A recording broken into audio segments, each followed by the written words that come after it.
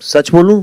बिल्कुल सच बोलना है सर। डिप्लोमेटिकली बोलूं, देखिए ऑर्गेनिक रीच, ऑफ कोर्स मैं मीडिया का स्टूडेंट हूं, मैंने कम्युनिकेशन में ही पढ़ा है, one of the best institutes in the world.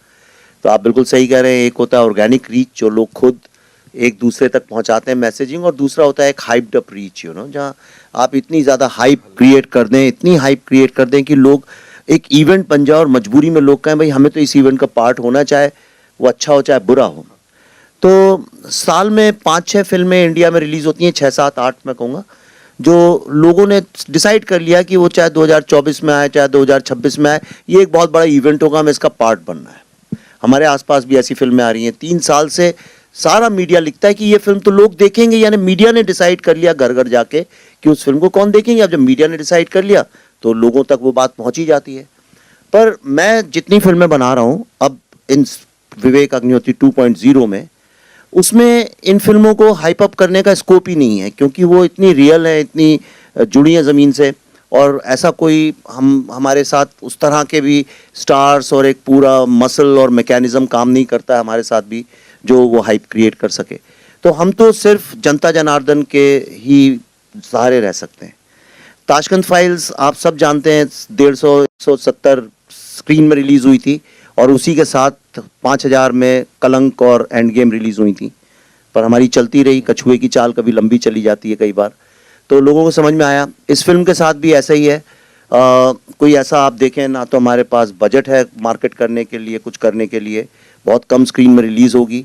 अगर ईश्वर का आशीर्वाद हुआ, लोगों का आशीर्वाद हुआ, स्नेह मिला फिल्म को, तो हो सकता है वो स्क्रीन्स बढ़ते बढ़ते बढ़ते शायद फिर से लंबी रेस हो जाए।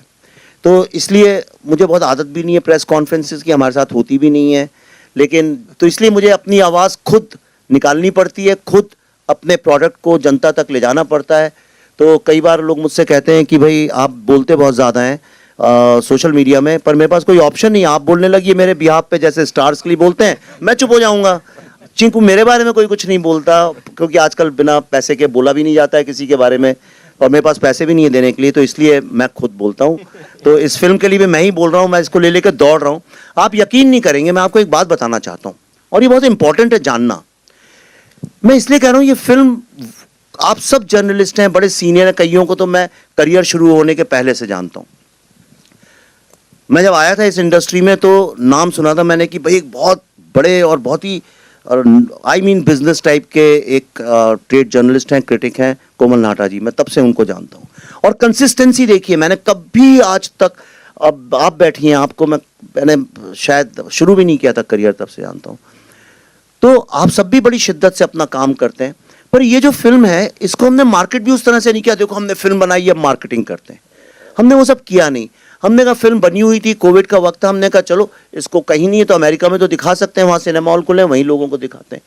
और आप यकीन नहीं करेंगे, 36 ऑर्गेनाइजेशन, ये पहली बार किसी हिंदी फिल्म के इतिहास में हुआ है। Telugu association, Sindhi association, Yazdi association, world Sikh association, Jews association, physicians association, ऐसी Nepali association, Buddhist association, Tibet association, 36 organisations ने जब हम गए तो उनने कहा अब हम इस फिल्म को दिखाएंगे लोगों को।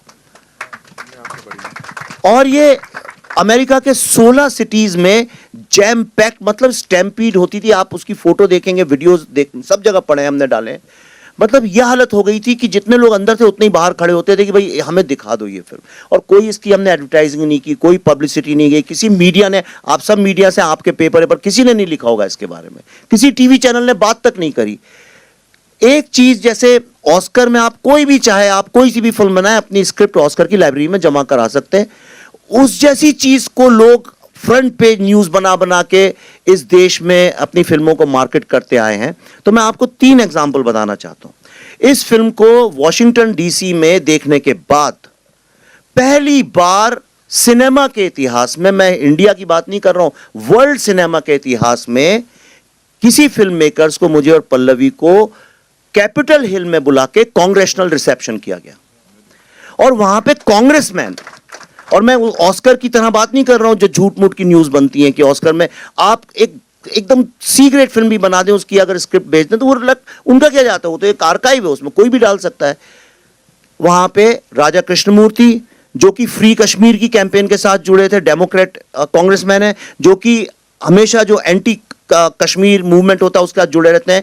He saw the film and he came and said, this is the first time I have realized about this pain, and I must admit that Kashmiri Pandit community in America is most successful amongst the most successful people, and they are the inspiration for the world peace and humanity.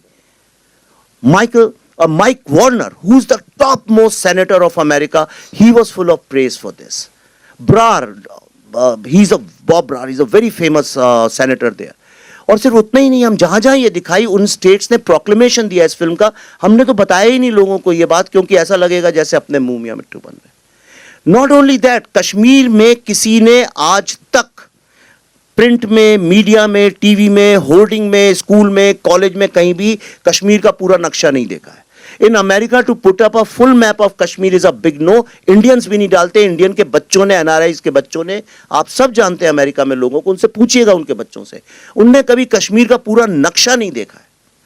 आपको मैं एक ऐसी बात बताऊंगा जिसको सुन के आपका गर्व से आपका सीना चौड़ा हो जाएगा.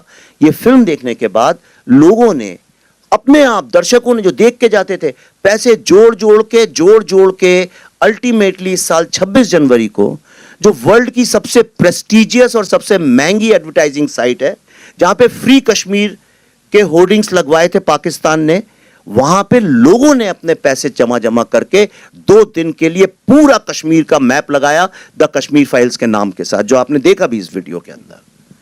ये आप मुझे बताइए विश्व के इतिहास में कब हुआ है ऐसा? और लास्ट बोल रहा हूं क्योंकि इसके बाद बाकी लोग बोले, मुझे जो बोलना था फिल्म में बोला है मैंने. आपको एक लास्ट बात बताता हूं. आप सब फिल्म इंडस्ट्री में इतने सालों से काम कर रहे हैं.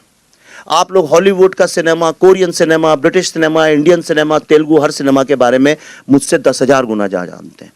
अपने जोर दिए दिमाग पे, कभी आपने किसी फिल्म मेकर को, इंक्लूडिंग हॉलीवुड के टॉप डायरेक्टर्स, कभी किसी को देखा है फिल्म रिलीज होने के 3 महीने पहले अपनी फिल्म ओपन फॉर ऑल जगह जगह 16 शहरों में जाके दिखाना, बिना ये सोचे कि लोग इसके बारे में क्या बोलेंगे, बुराई करेंगे, अच्छाई करेंगे, और एक आदमी ने एक नेगेटिव कमेंट नहीं किया? आप इतने वीडियोस हैं, जो था आके सब रोते थे, चिपकते थे.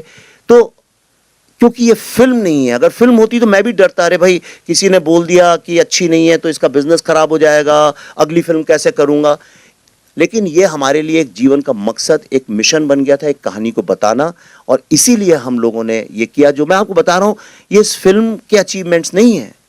ये बात दर्शाता है, जब आप एक सच्ची कहानी लोगों के पास जाएं तो उसका यूनिवर्सल रेजोनेंस होता है. And from India, from this Hindi film industry, we have achieved that.